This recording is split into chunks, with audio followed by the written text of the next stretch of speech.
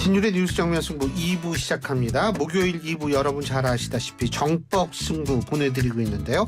자, 오늘도 두 분 변호사 나와 계십니다. 한 분씩 소개해드리죠. 먼저 이동훈 변호사 나와 계십니다. 안녕하십니까? 안녕하십니까? 예, 그리고 김성수 변호사십니다. 어서 오십시오. 안녕하세요. 자, 일단 이거 심각한 문제부터 얘기하죠.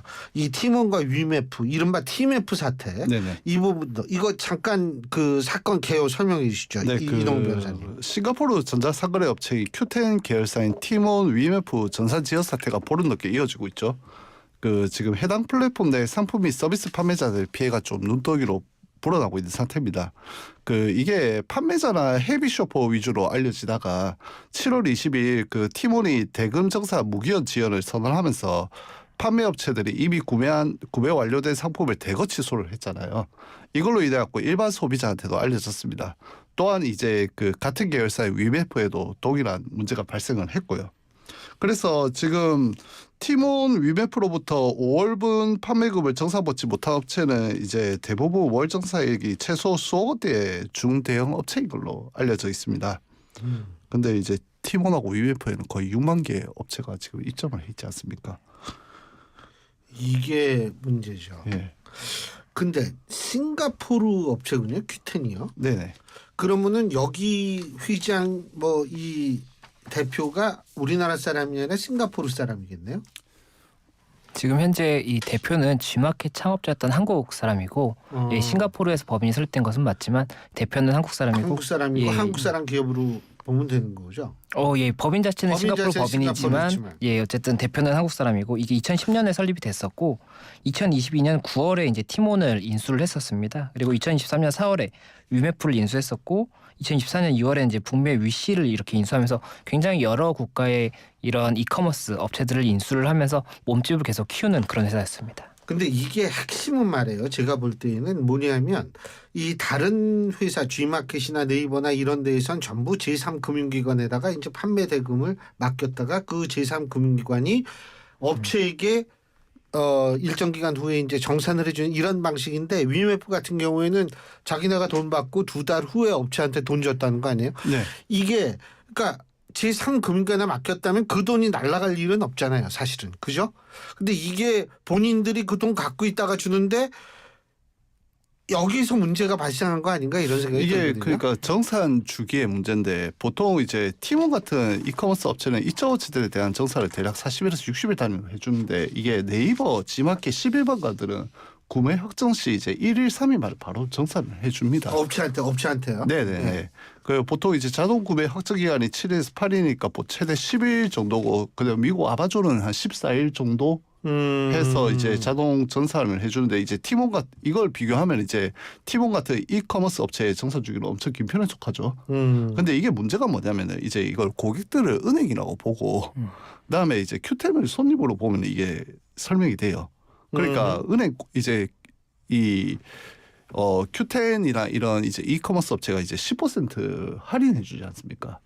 그러니까 이것들이 은행 이제 고객한테 10%의 단기율 조건으로 사실상 무담보로 이제 대출을 받는 거죠.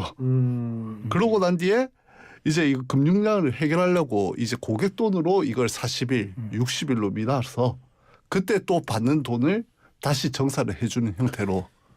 간단히 얘기하면 기업형 카드 돌려막기 아닙니까? 네, 그렇게 설명하면은 좀 쉽게 설명이 될 것 같습니다.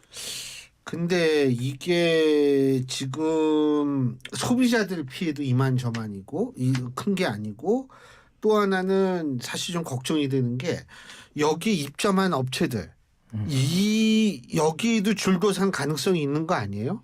예, 이게 구조를 제가 조금 간단히 설명을 드리겠습니다. 이 티몬이라든지 위메프 이런 것들이 통신 판매 중개업자라고 할 수가 있는 것인데 여기에 사업 구조가 어떤 거냐면 소비자가 티몬이나 위메프에 이제 올라와 있는 상품을 구매를 하게 됩니다. 그런데 이 상품은 티몬이나 위메프에서 직접 이거를 제공하는 것이 아니라 이 판매업자들이 있어요. 그러니까 티몬이랑 위메프는 이 판매업자랑 소비자를 연결해주는 중개업만 하는 거거든요. 그리고 소비자가 이 물품 대금을 지급을 티몬한테 합니다. 그러면 티몬은 이걸 받았다가 판매업자한테 주는 거예요. 그리고 판매업자는 이걸 이제 돈을 받게 되는 거니까 그러면 소비자한테 이 물건을 제공을 하는 거겠죠. 이렇게 되는 건데 티몬이 소비자로부터 돈은 바로 받는데 이 정산은 한 달, 두 달 있다가 해주지 않습니까? 그러면 원래 티몬은 여기서 수수료를 가져가는 거거든요. 이 수수료만 자기가 써야 되는 건데 이 수수료랑 이 판매 대금 정산해 줘야 되는 것이랑 이게 구분이 안 되고 혼화가 돼 있으면 만약에 당장에 자기들 수수료보다 더 돈을 많이 써버리면 판매 대금을 침해할 수가 있어요. 이렇게 되면 결국에는 판매업자들한테 줄 돈이 없어지는 거지 않습니까? 지금 이 판매업자들이 몇 달 동안 이 정산을 못 받았다는 얘기가 나오면서 판매업자들이 이 소비자들한테 직접적으로 연락을 하는 겁니다. 내가 지금 티몬, 위메프로부터 대금 정산을 못 받았기 때문에 이 여행 상품이라든지 어떠한 물품을 제공할 수가 없을 것 같다. 이렇게 알리면서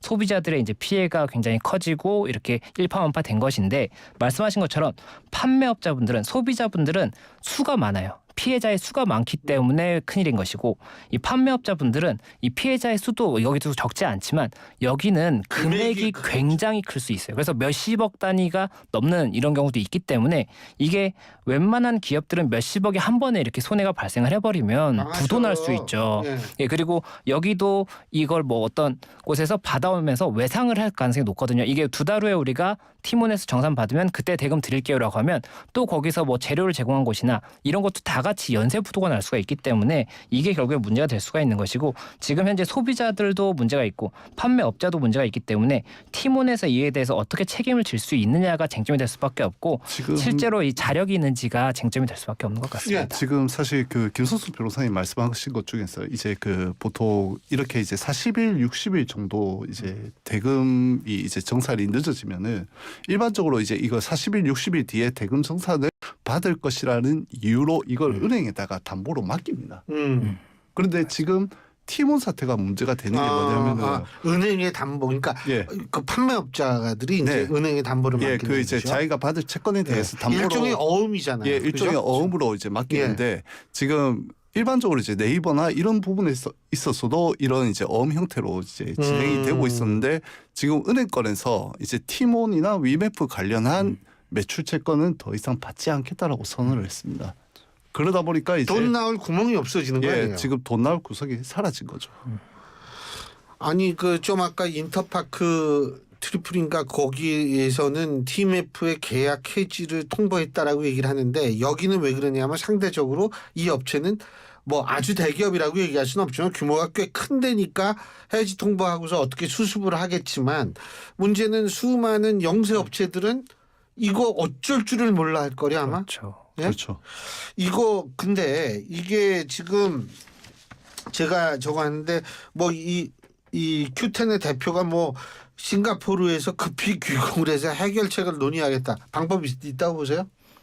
결국에는 자금이 회전이 될 수 있느냐가 쟁점입니다. 티몬도 그렇고 지금 위마프도 그렇고 정산이 되지 않은 게 지금 5월부터 정산이 안 됐다는 이야기가 나오고 있는데 예. 그러면 5월치가 이제 지금 7월이니까 결제 대금이 이제 나가야 되는 부분이었던 거고 6월은 그럼 8월에 도래할 것이고 7월은 9월에 도래할 것인데 지금 현재 이 정부 측에서 확인한 것은 이 티몬이랑 위메프가 현재 정산해야 될 시점에 있는 채권이 1,600억 원에서 1,700억 원 정도 된다라고 하거든요. 그러면 만약에라도 8월, 9월에 아직 도래하지 않은 것도 몇 천억이라고 한다면 이 금액을 이 각각의 법인이 마련할 수 있느냐 아니면 큐텐이라는 이 그룹사에서 마련을 해서 뭐 티몬이라든지 위메프에 뭐 빌려준다든지 이렇게 해서 일단 순환을 시킬 수가 있느냐가 쟁점인 것인데 지금 뭐 일각에서는 가능하다라는 이야기도 나오고 있는데 이게 현실적으로 가능한지에 대해서는 결국에는 이 회사들을 각각 열어봐야겠죠. 그 열어보는 절차가 진행될 수밖에 없지 않나 생각이 됩니다.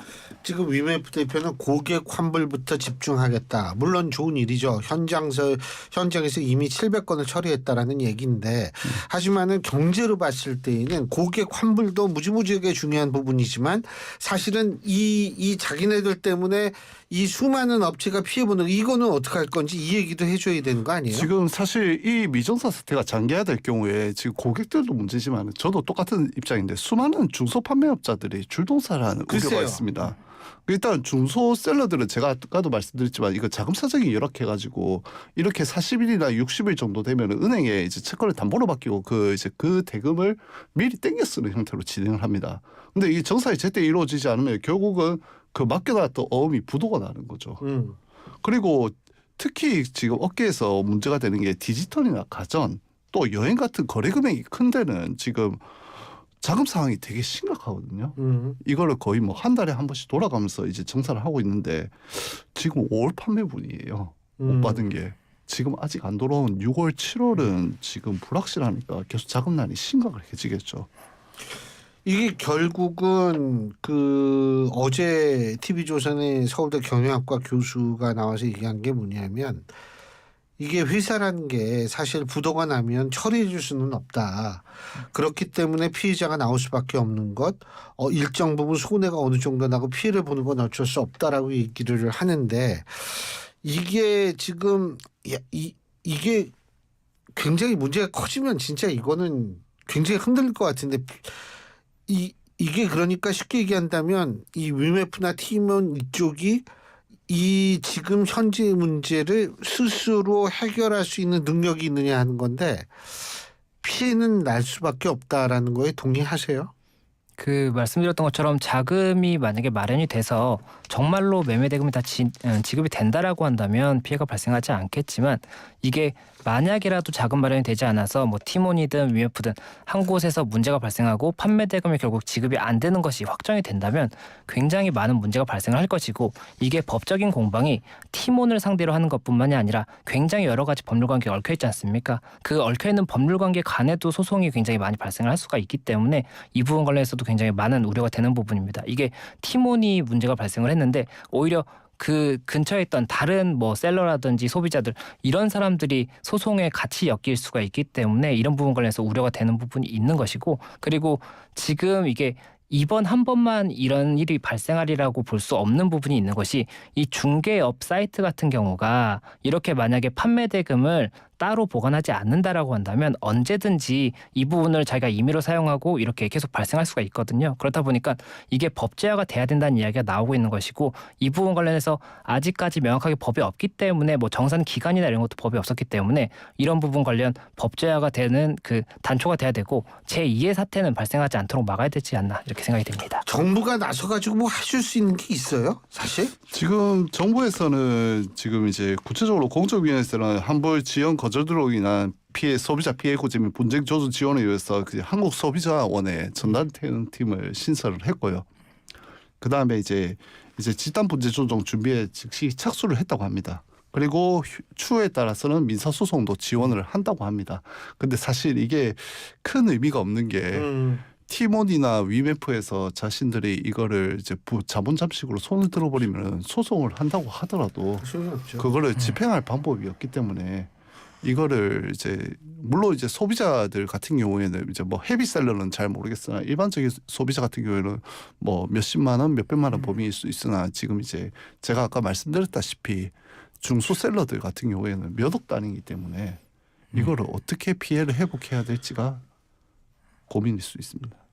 이 사람, 이 대표라는 사람 수습 제대로 못하면 깜빵 갈 수 있어요?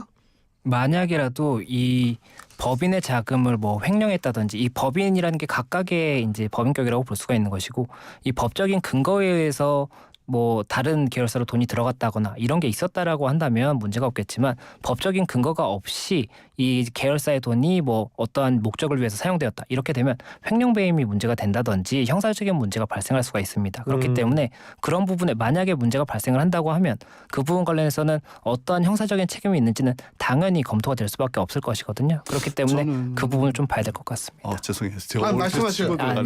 저는 사실 이번 사태를 보면서 모지포인트 사태 기억나시는지 모르겠습니다. 2021년. 그게 진짜 전형적인 폰지 사기와 비슷했거든요. 그런데 이번에 티몬에서도 비슷한 형태의 포인트 판매가 이루어진 것으로 저는 보고 있습니다. 티몬 머니 말씀하시는 거죠. 그러니까 지금 이제 거의 7월에 대금 마련이 되지 않자 소비자들한테 이제 10% 싸게 팔았죠. 그런데 그게 이제 나중에 그 페이코 같은 데로 연결이 되면서 그 이제 문화상품권까지 연결이 되는 이런 구조를 만들 수밖에 없었거든요. 그래서 그거를 알고 있는 소비자들은 그 구조를 계속 활용을 해왔어요.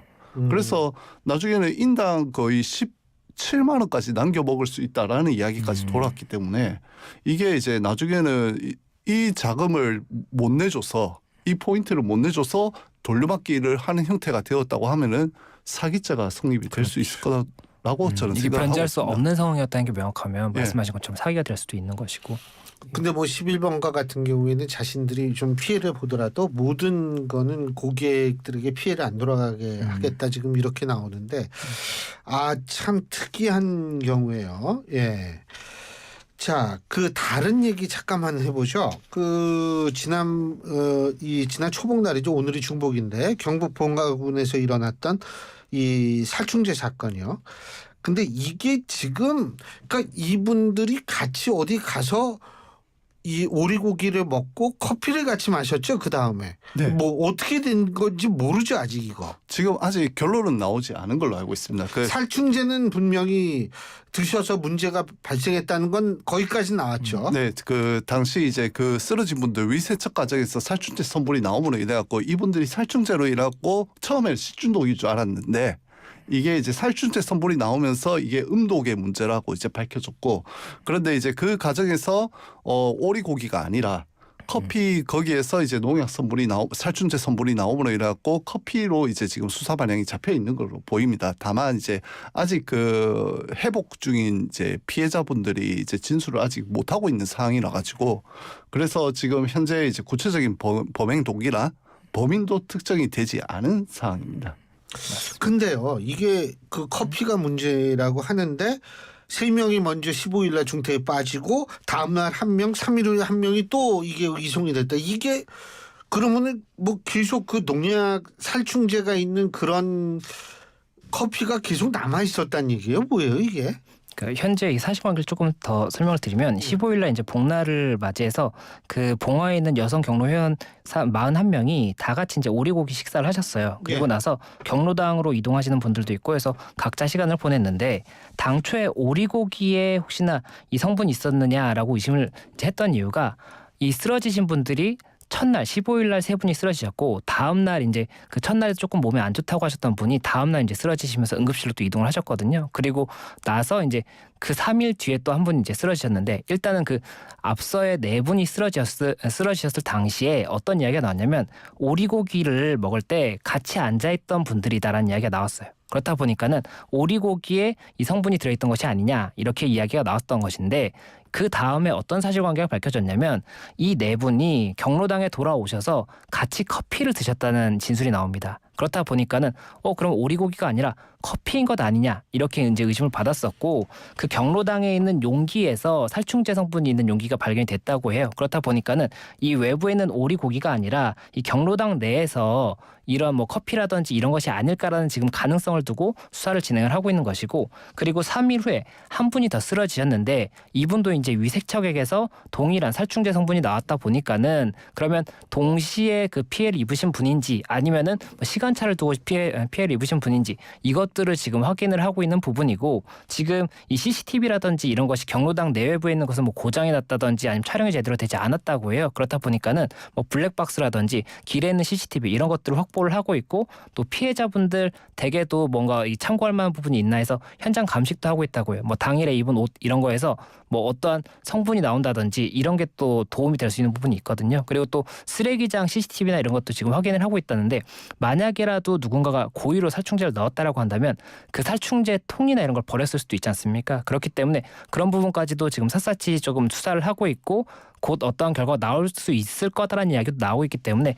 조금 지켜봐야 될 것 같고 그리고 이 5분 중에 지금 3분이 의식을 찾아서 알겠습니다. 아이고 시간이 금방 갔네요. 오늘 2분 말씀 여기까지 듣겠습니다. 고맙습니다. 네, 감사합니다. 지금까지 이동훈 변호사, 김성수 변호사 2분과 함께했습니다. 현빈입니다. 소파고